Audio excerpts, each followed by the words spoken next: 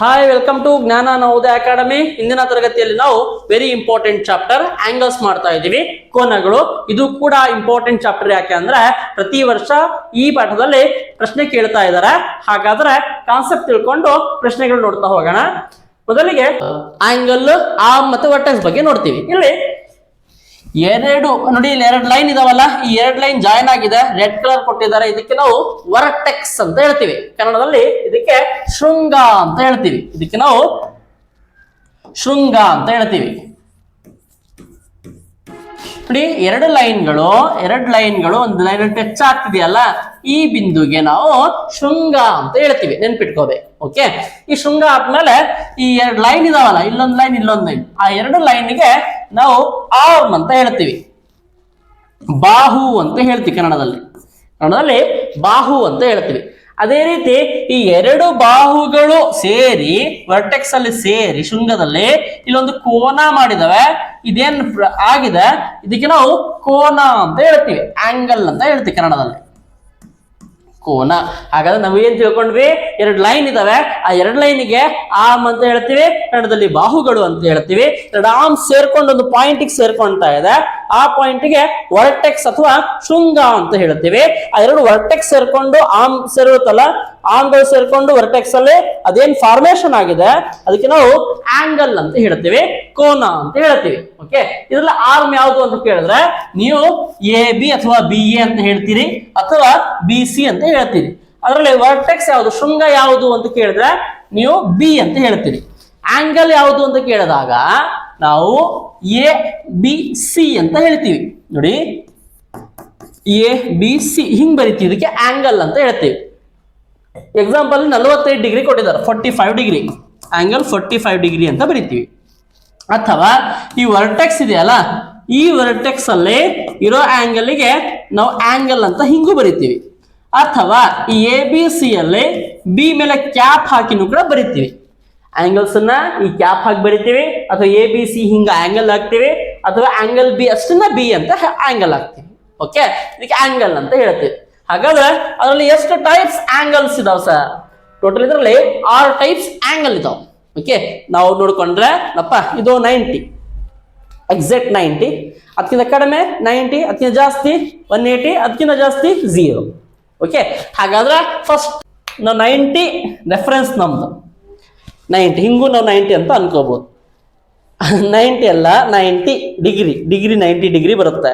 ಕೋನ ಮಾಪಕದಲ್ಲಿ ನೋಡಿದ್ರೆ ಗೊತ್ತಾಗುತ್ತೆ, ತೋರಿಸ್ತೀರಿ ಆಯ್ತಾ.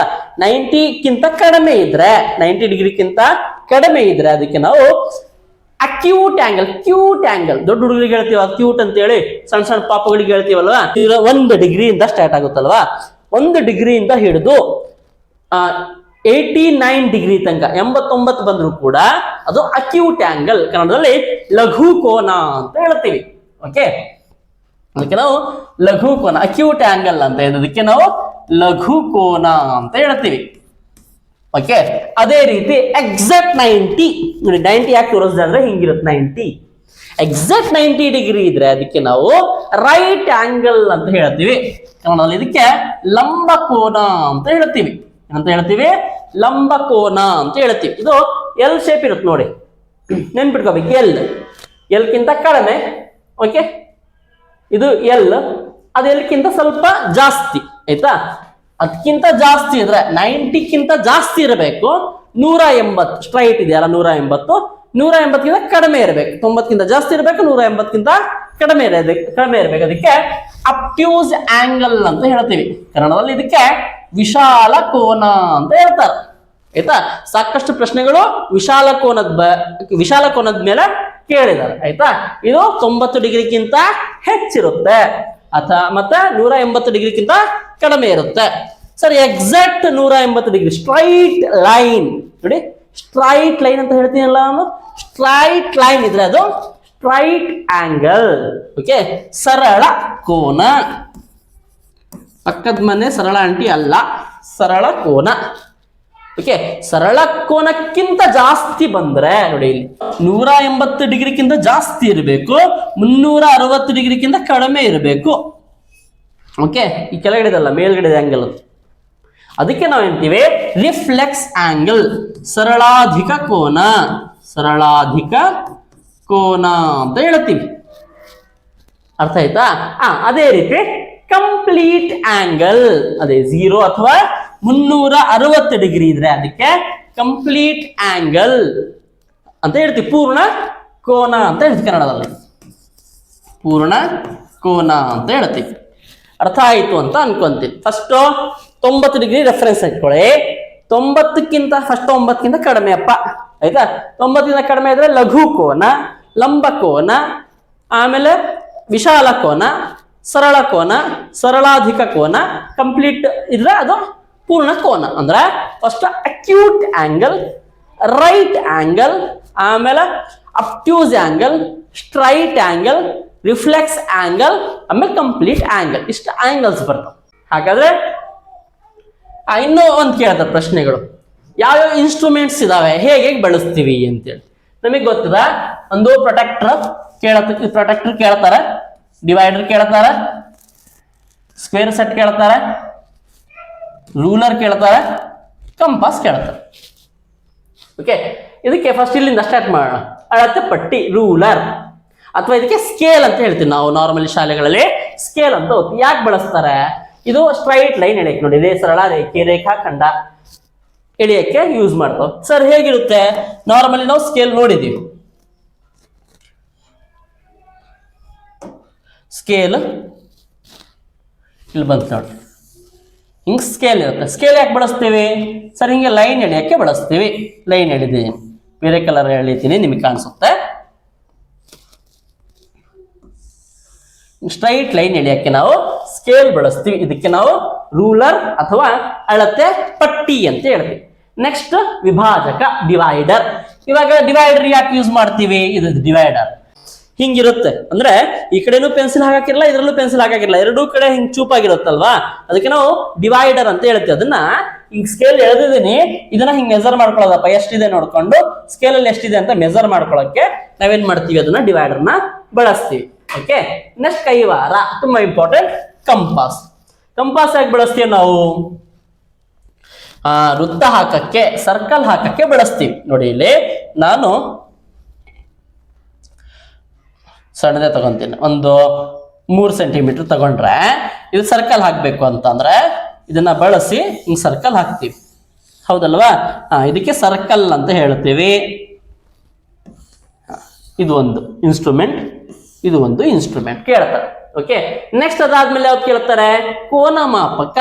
ಈ ಆಂಗಲ್ ಅಲ್ಲಿ ನಾವು ಕೋನ ಮಾಪಕನೇ ನೋಡ್ತಿರೋದಲ್ಲ, ಕೋನಗಳು ಎಳೆಯಕ್ಕೆ ಅಥವಾ ನಾವು ರಚಿಸಕ್ಕೆ ಕೋನ ಮಾಪಕವನ್ನ ಬಳಸ್ತೀವಿ.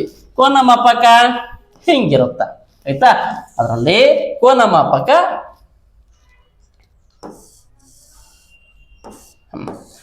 ಇದರಲ್ಲಿ ಎಷ್ಟು ಕೋನ, ಇದರಲ್ಲೇ ಜಾಮೆಟ್ರಿ ಇದರಲ್ಲೇ ತೋರಿಸ್ತೀವಿ ನೋಡಿ. ಹಿಂಗೆ ಇಟ್ಟಿದ್ದೀವಿ ನಾವು, ಎಲ್ಲಿದೆ ಅಂತ ಮಾರ್ಕ್ ಮಾಡಕ್ಕೆ, ಅಥವಾ 90 ಡಿಗ್ರಿ ಮಾರ್ಕ್ ಮಾಡಕ್ಕೆ, ಇಲ್ಲಿ 90 ಡಿಗ್ರಿ ಆಯಿತು. 90 ಡಿಗ್ರಿ ಮಾರ್ಕ್ ಮಾಡಕ್ಕೆ ಅಥವಾ ನಾವು ನೋಡಕ್ಕೆ, ಡ್ರಾ ಮಾಡಕ್ಕೆ ಇದನ್ನ ಕೋನಗಳು, ನೋಡಿಲಿ ಕೋನಗಳು ಅಳೆಯಲು ಅಥವಾ ರಚಿಸಲು ನಾವು ಕೋನ ಮಾಪಕವನ್ನ ಬಳಸ್ತೀವಿ. ಇನ್ನು ತ್ರಿಭುಜ ಪಟ್ಟಿ, ಇದು ಕೂಡ ಜಾಮಿಟ್ರಿ ಬಾಕ್ಸ್ ಅಲ್ಲಿ ಇರ್ತಾವ, ಆಯ್ತಾ? ನಾವು ಬಳಸಲ್ಲ, ಜಾಸ್ತಿ ಬಳಸಲ್ಲ ನಾವು. ಯಾವ ತರ ಇರ್ತವೆ ನೋಡ್ರಿ, ಹಿಂಗೆ ಈ ತರ 2 ಸ್ಕೇಲ್ ಇರ್ತಾವಲ್ಲ. ಹೌದು ಸರ್, ಈ ತರ 2 ಸ್ಕೇಲ್ ಇರ್ತಾವ ಜಾಮಿಟ್ರಿ ಬಾಕ್ಸ್ ಅಲ್ಲಿ, ಆಯ್ತಾ? ಅದಕ್ಕೆ ಸೆಟ್ ಸ್ಕ್ವೇರ್ ಅಂತ ಹೇಳ್ತೀವಿ. ಆ ಸೆಟ್ ಸ್ಕ್ವೇರ್ ಅಥವಾ ತ್ರಿಭುಜ ಪಟ್ಟಿ ಅಥವಾ ತ್ರಿಮೂಲ ಪಟ್ಟಿ ಅಂತ ಹೇಳ್ತಾರೆ. ಅದಕ್ಕೆ ಅದೇನು ಅಂತ ಅಂದ್ರೆ, ನಾವು ಲಂಬಕೋನ ಅಂದ್ರೆ ಇಲ್ಲಿ ಲಂಬಕೋನಗಳು 90 ಡಿಗ್ರಿ ಇರುತ್ತಲ್ವಾ, ರೈಟ್ ಆಂಗಲ್ ಟ್ರಯಾಂಗಲ್, ಅದಕ್ಕೆ ನಾವು ಬಳಸ್ತೀವಿ, ಆಯ್ತಾ? ನೆಕ್ಸ್ಟ್ ಪ್ರಶ್ನೆಗಳು ಬರೋಣ. ಸರ್ ಇದುವರೆಗೂ ಯಾವ್ಯಾವ ತರ ಪ್ರಶ್ನೆ ಕೇಳಿದ್ದಾರೆ ಪರೀಕ್ಷೆಯಲ್ಲಿ ಅಂತ ನೋಡ್ತಾ ಹೋಗೋಣ. ಇಲ್ಲಿ what is the tool use to measure an angle ಅಂತ ಕೇಳಿದ್ದಾರೆ, ಆಯ್ತಾ? ಕೋನವನ್ನು ಅಳೆಯಲು ಬಳಸುವ ಉಪಕರಣ ಯಾವುದು? ಜಸ್ಟ್ ಹಿಂದೆ ಹೇಳಿದೆ ನಾನು, ಕೋನ ಮಾಪಕವನ್ನ ಬಳಸ್ತೇವೆ. ಇಂಗ್ಲಿಷ್ ಅಲ್ಲಿ ಪ್ರೊಟ್ರಾಕ್ಟರ್ ಅಂತ ಹೇಳ್ತೀವಿ. Option D is right answer. Next question, how many obtuse angles are there in the picture below, ಕೆಳಗಿನ ಚಿತ್ರದಲ್ಲಿರುವ ವಿಶಾಲ ಕೋನಗಳ ಸಂಖ್ಯೆ. ನೋಡಿ, ವಿಶಾಲ ಕೋನ ಕಲ್ತ್ವಿ ನಾವು. 90 ಡಿಗ್ರಿಗಿಂತ ಜಾಸ್ತಿ ಇರಬೇಕು, 180ಕ್ಕಿಂತ ಕಡಿಮೆ ಇರಬೇಕು ವಿಶಾಲ ಕೋನ. ಇಲ್ಲಿ ಕೋನಗಳು ಬಂದವ್ ನೋಡಿ, ಇಲ್ಲೊಂದು 90 ಡಿಗ್ರಿ 90 ಡಿಗ್ರಿ ಆಯ್ತಾ. ನಮಗೆ ಕೇಳಿರೋದನ್ನು ವಿಶಾಲ ಕೋನ 90ಕ್ಕಿಂತ ಜಾಸ್ತಿ ಇರಬೇಕು. ಇದು 90 ಡಿಗ್ರಿ 90 90 90 ಇದೆಲ್ಲವೂ ಕೂಡ 90 ಇದಾವ ತಾನೆ, ಇದ್ಯಾವುದು ಬರಲ್ಲ ಆಯ್ತಾ. ಇದು 90ಕ್ಕಿಂತ ಕಡಿಮೆ ಇದೆ, ಇದು 90ಕ್ಕಿಂತ ಜಾಸ್ತಿ ಇದೆ.